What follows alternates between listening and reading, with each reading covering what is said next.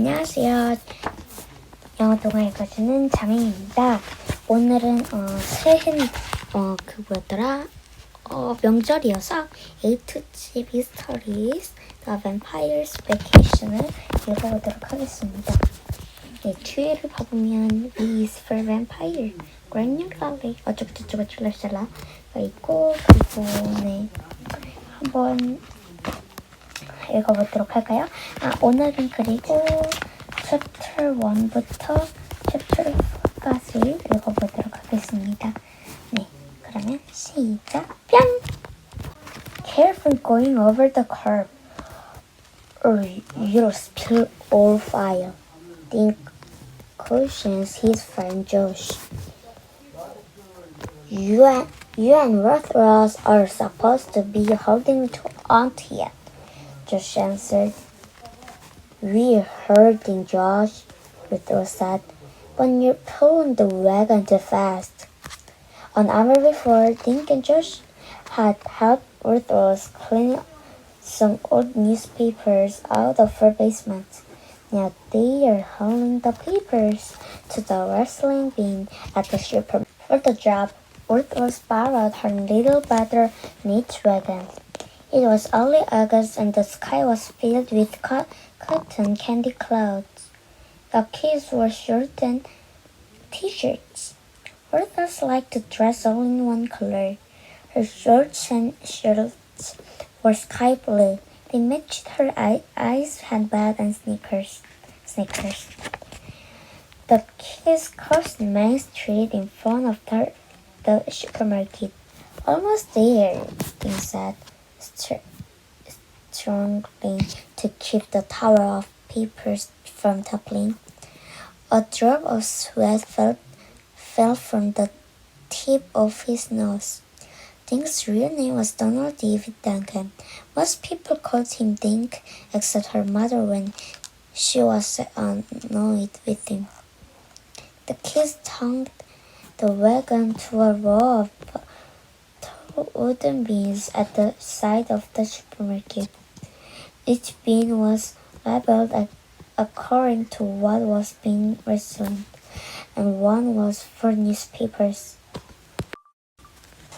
Dean pulled open the door, and the kids began tossing bundles of papers inside. Boy, was that hard work, Joshua announced when they were finished. He grabbed the wagon handle. Let's go inside and get something to drink. Dink and Rothros followed Josh into the supermarket. The automatic door shooted open, and they were immediately bathed in cool air. They found the medicine in the frozen foods section and each bought a cold soda.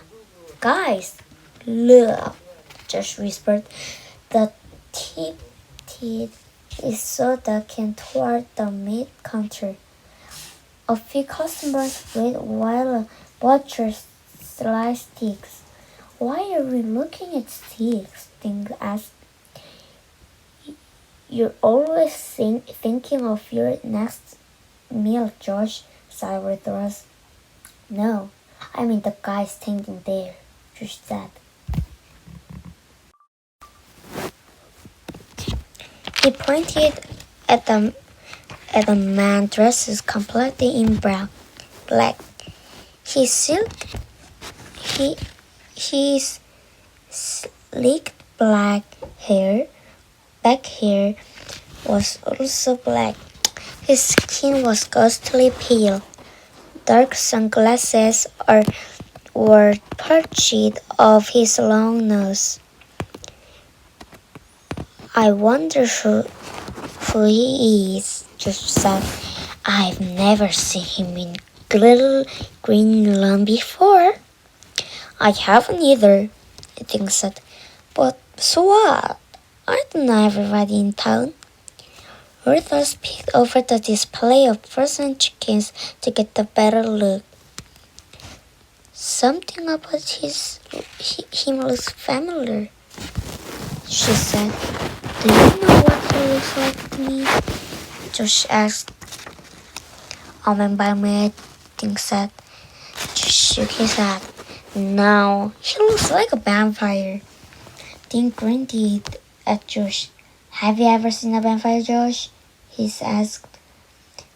No, but I know what they look like. Josh pointed toward the man. Vampires have sneaky lips and really pale skin, like him. Ruthos laughed. Your skin is pale. Are you a vampire? She said. She asked. I'm not a pale, Josh said. I have freckles. The man steered away from the meat country. Let's follow him, Josh said. Why? Dink asked. Because he's weird, Josh said. Who wears sunglasses in a store? What? Lots of people, Josh, Dink said. Guys, we have to go home for more newspapers, Arthur said. Mama newspapers, remember? We can do that later, Josh said, finishing his drink. Come on, the guys is leaving. Shaking their heads, Dink and Ruthers followed Josh, who took off after the man in black. Suddenly, the man stopped in the doorway. He turned it and seemed to stare right at the three keys.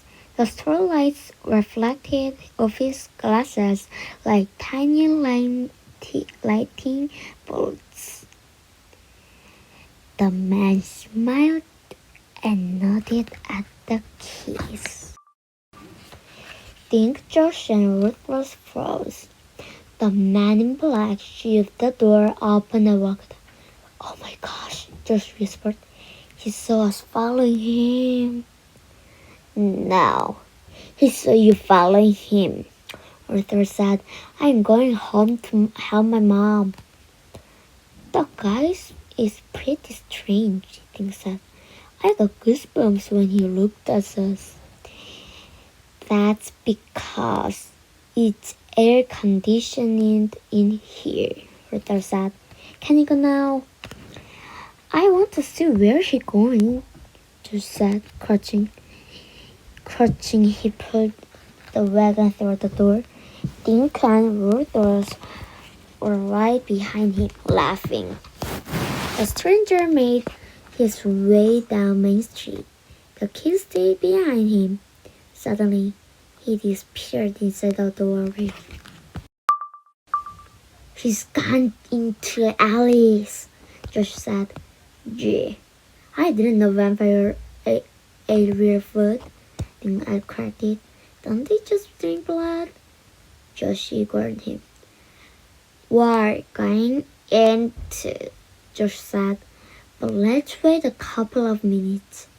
We don't have one to look like we're following him. But we are, Ruth pointed out. Well, we don't have to advertise it, Josh said. Let's just get ice cream, like we usually do. Yes. The kids left the wagon outside and pushed through the door to Allie's diner. Allie had her back to them. The kids glanced around at all the seats. The man in black was now here to be seen. Where'd he go? Josh whispered. Are you sure he came in here? Dink asked.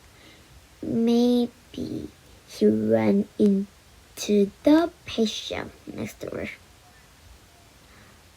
I know he came in here, Josh said. He peeked under a booth. Let's ask Ellie. Ask me what? Ellie asked. She turned around just as she finished sticking a small round band-aid on the side of her neck. Chapter 2. Did the guy who's dressed in black come in? She says. Ellie looked confused. In my diner when? Just a minute ago. She had black hair and pale skin, Ding said. Ellie shook her head. I don't know, she said. He might have. I was out back getting supplies.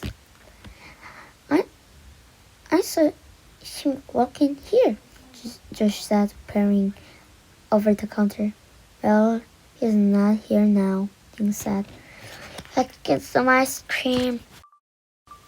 Ellie followed them to a booth. Comes around, shares a kiss. You sell flavors.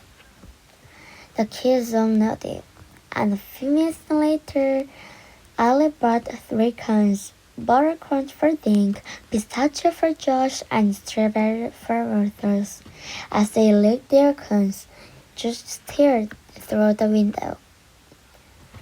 What are you looking for? Dink asked. The vampire guy, Josh said. He's not a vampire, Josh, Ruthers said. Everyone knows vampires live during the day and come out at night. They hate the sun. Maybe this one's on vacation, Josh said. Things stared to left and nearly choked.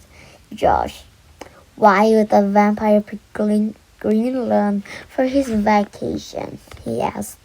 But Josh wasn't listening. He had his nose against the window. There he is again, Josh shrieked. Dink and Ruthers craned their necks to look. Ellie rolled over to see what the commotion was about. The man in black was crossing Main Street near the Swan Pond. Doesn't he look like a vampire to you? Josh asked Ellie. Ellie didn't answer. When Dink glances her, Ellie seems afraid. She backed away from the window and walked behind the counter. Josh crunched the last of his cone, then pushed his way out of the booth. He's heading down Main Street. I'm following him. He announced. You guys coming? Sure, why not? Ruthor said. I want to be there when the vacationing vampire grabs you. Can I at least finish my cone? Dink asked. He and Ruthor followed Josh out to the street. He's going in the bungalow, Dink told Josh. I wonder what vampires read when they're on vacation, Ruthor said, taking the last bite of her cone. Let's find out. Josh said, heading for the bookstore. They stopped in front of Howard's barber shop while Dink finished his ice cream. Josh kept an eye on the bungalow door. Okay, let's go, he said as Dink wiped his mouth on his sleeve. Dink and Ruthor followed him into the bungalow. A bell tinkled, and Mr. Pascal looked up from behind his counter. He smiled and waved at the kids. 2 teenagers were reading magazines. The only other person in the store was Mr. Pascal. He's not here, Dink whispered. I don't believe this, Josh choked out. The guy keeps disappearing. What does he do? Walk through holes? Hi kids, can I help you? Mr. Pesky asked. Hi, Mr. Pesky, Dink said. Did the man wearing black just come in here? Mr. Pesky rubbed his neck. No, I don't think so.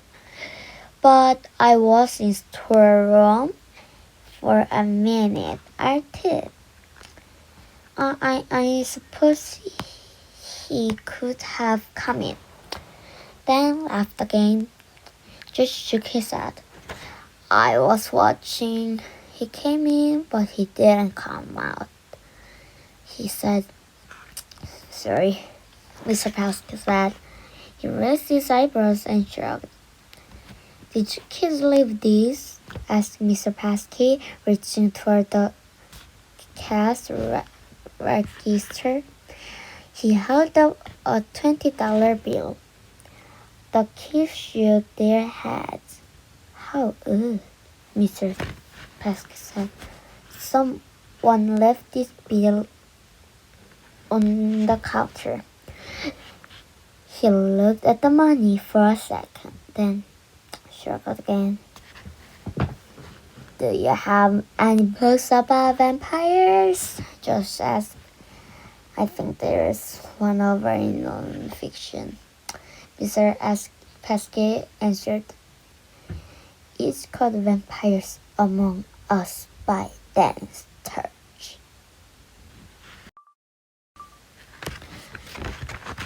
The kids found the non-fiction books, then looked at Turch. They found a book by Wanda Sir, the one written by Peter Sparky. The space between them was empty.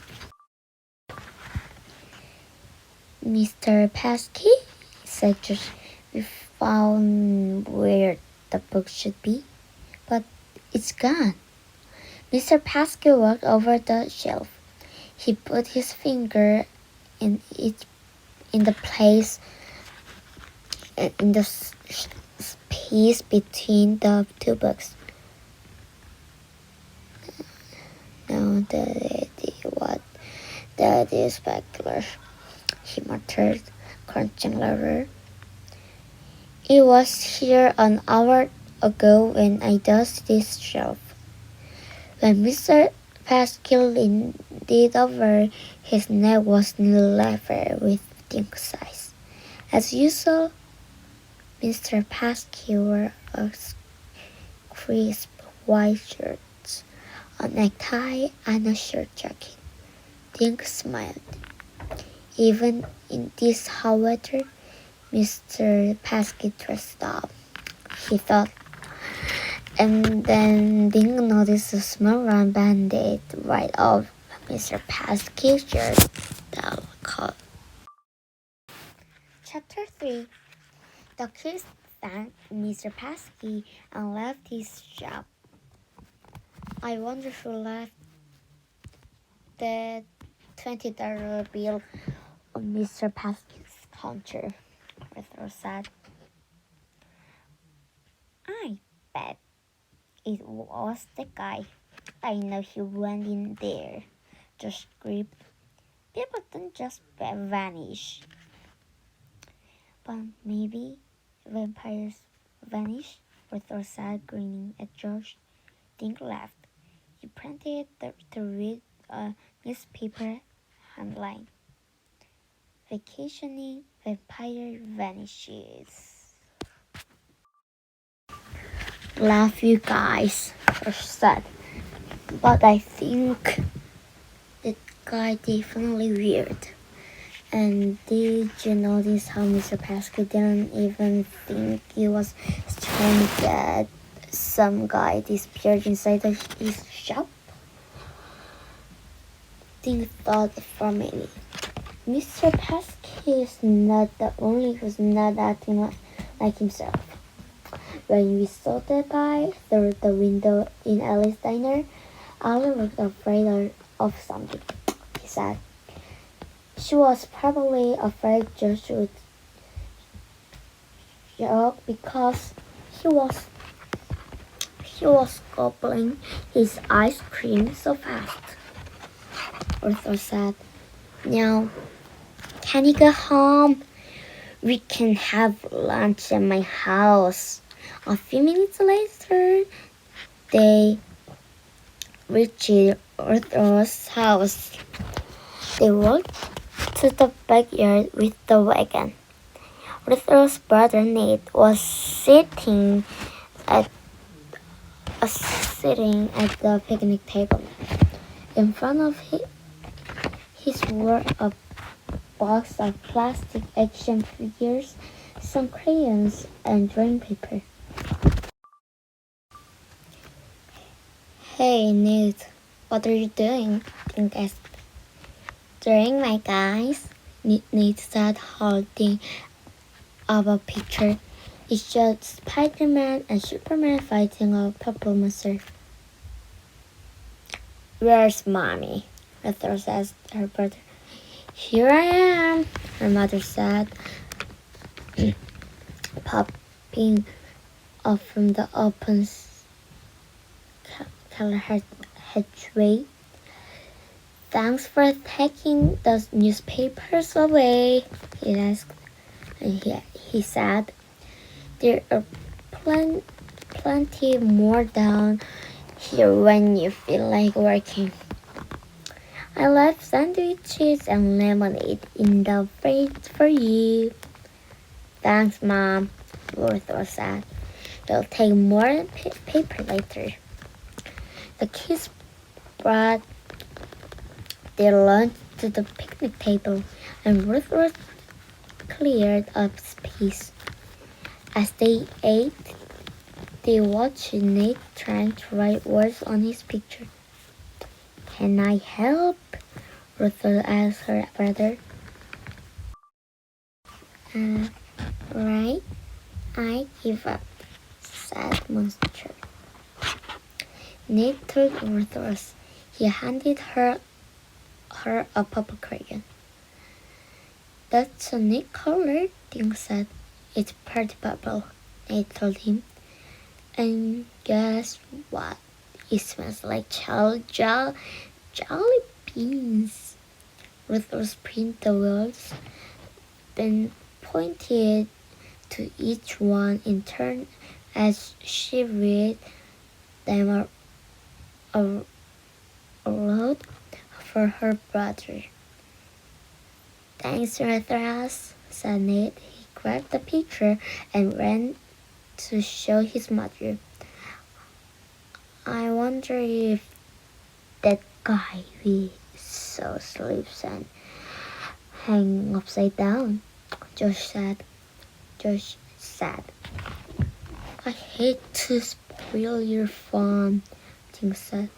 Bats sleep that way, not the people.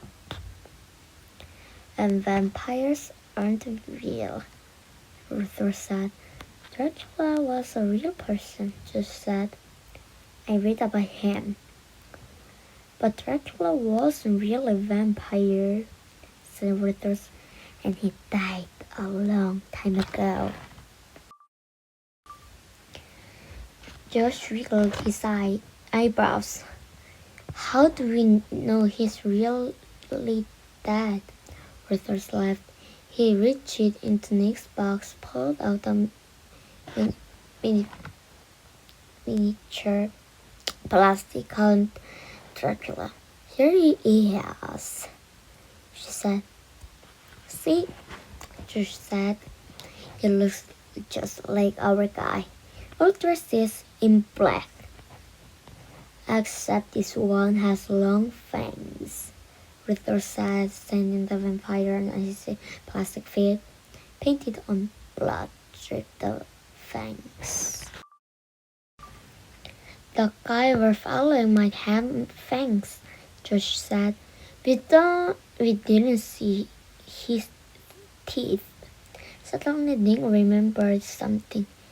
Guys, did you notice the Mr. Pesky wearing a bandage on his neck? He says. I did, Arthur said.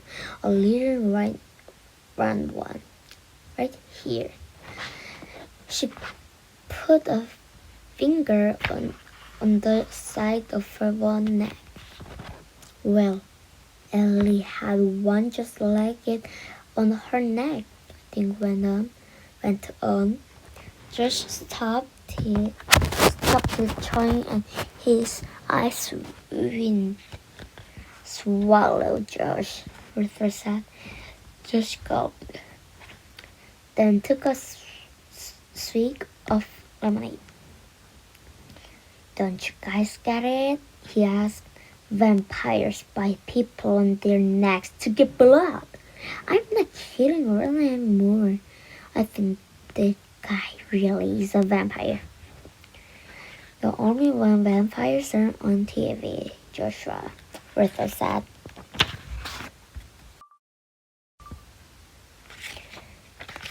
Who says? Joshua, there are a lot of things that people don't think are weird. Then they turn out to be. Thing was terrible, George. Like what? He said. Just stare back. Like Giant's kid, he said. But Giant's kids are weird. Arthur said. Scientists have found their bodies washed up on the shore. No one's found any vampire bodies that I know of. That doesn't mean there aren't any, Josh said. There could be a lot of vampires that people don't know about. And you think the guy is playing one of them, right? Think said. Josh nodded. I'm starting to. Well, whoever he is, I still think I've seen him somewhere, Ruther said. I say we try to find him again, Josh said. Why? Asked Nick.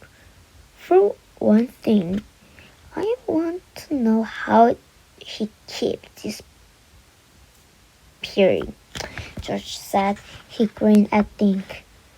And I know you're curious about the bandits on Ellie and Mr. Pesky. Okay, I admit. Nick said. So, where do we look? Ruth was collected the paper plate, the cups. I can't believe I'm going vampire hunting, she said.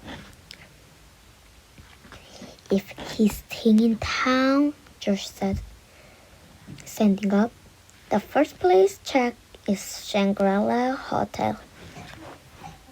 A few minutes later, George's kids were on their way to the hotel. They kept their eyes open, but the man in black was nowhere to be seen. When they walked into the hotel's lobby, Mr. Linklater was talking on the phone. He looked up and nodded as the kids approached the counter. Soon Mr. Linklater hung up the phone. Hello there, he said. What brings you to the Shangri-La? We saw a stranger in town and wondered if he's staying here. Just plugged that in. Mr. Linklater raised one eyebrow. Why are you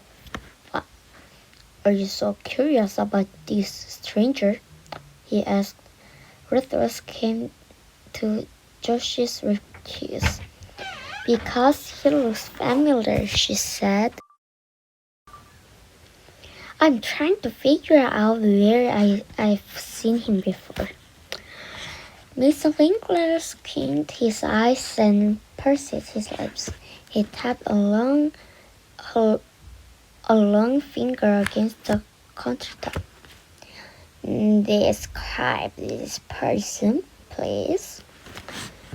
His dress is in black, Ding said. Black hair or still black? Josh added. And his skin is really real pale.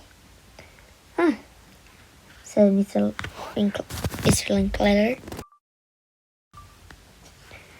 That would be Dr. Chula. He looked at his records. Oh, Chula, a doctor from New York City. Is he in his room right now? Ruther asked. Mr. Linklater looked down at Ruther's. He motioned to it as if he might smile. You know, I can tell you that, he said. Shangri-La gasped. Pay for privacy, and I make sure they get it. Mr. Linklater shut the register with a soft thought. Was there anything else? No thanks, he said, looking up at Mr. Linklater. Then his mouth fell open. 3 inches to the right of Mr. Linklater's Adam's apple was a small round band-aid. Chapter 4. Thanks a lot, Mr. Linklater, Ding stammered. He hurried Josh and Ruther out of the hotel. Did you see Mr. Linklater's leg? He whispered when they were inside way. He had on a bandage just like Alice and Mrs. Pascase. Are you sure? Ruther said. Ding put a finger on his own neck. It was right here, he said. Now, do you guys feel something weird is going on? Josh croaked. A vampire is stalking Greenland. He's drinking everyone's blood. We gotta call it 911. Josh, calm down, Ruther said. There could be a lot of reasons for those 3 bandits. Name one, Josh said. Mr. Linklater could have caught himself having. Ruther suggested. Okay, but Ellie didn't cut herself shaving. Did she? Josh returned. It's strange that all 3 of them needed band-aid on the same day, Ding put it. Yeah, and the people wearing them are acting strange, Josh said. Mr. Linklater never gives out the names of his guests, but he did today. Josh squinted his eyes. I bet if we look under those band-aids, you'll see fang marks. Ruther screamed. Are you going to go back inside and ask Mr. Linklater to take off his band-aid? No, but we have to find this guy, Josh said. He's already turned Ellie and Mr. Pasky and Mr. Linklater into vampires. We have to go save Greenland. Josh, calm down, Ding said. I agree that something weird is going on around here, but I don't think the guy is a vampire. And even if he is, What could we do about it? Burn him out of town, Josh said. Bertha shook her head. Run him out of town? How? Just then a shadow fell over the keys. A voice asked, What are you guys whispering about? The kids jumped, and Bertha let out the man. It was only their friend Livy in a jet. He worked as a maid in the Shangri-La. Hi, Livy, Bertha said. How were Nicole and Nat? Wearing green like bees and eating like lion cubs, Livy said. So, what's up?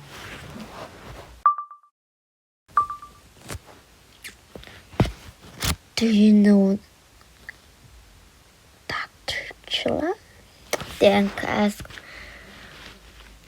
He's staying in the hotel, Livy nodded. He checked in last night from New York. Wears all black, right? He said. That's him. Have you been inside his room? Sure I have, Livy said. When he checked in, I took him up in the elevator. Did you happen to notice anything weird? Just proceed. Livy shook her head. Not really, she said, staring to enter the hotel. She stopped and turned around. There was one strange thing, Livy said. As soon as we got in the room, Dr. Killer lied down on the bed. He asked me to turn off the air conditioning to extra cold. I did. And asked him if he wanted another blanket. He said no. He brought his own. Livy lowered her voice. When turned around, he was lying there with his eyes closed, wrapped in a black cape. The three kids stared at Livy. She shook her head. Poor guy must have been exposed, she said. He fell asleep so fast I thought he was dead. Yeah. Livy waggled her fingers goodbye and entered the lobby. Vampires sleep in cold coffins, Judge Monday, and they wear capes. Magicians and Salvation Army people also wear capes. Josh, Rito said. Dr. Killer could be magician, Ting said. They might explain how he escaped from Alice Diner and the burnout without us seeing him. And does he also make bandits appear on people's necks? Josh asked. I'm going home. He started walking on Main Street. Why?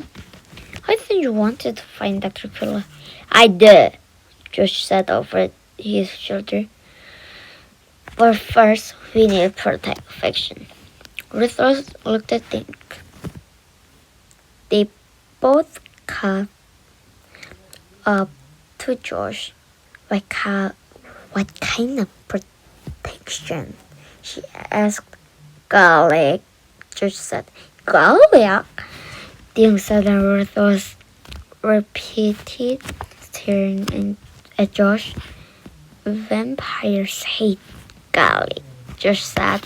We have to hang some around our necks. Around our necks, Josh said. Anything said, Josh, garlic stinks. And Josh rolled his eyes. Duh. That's what keeps the vampire away.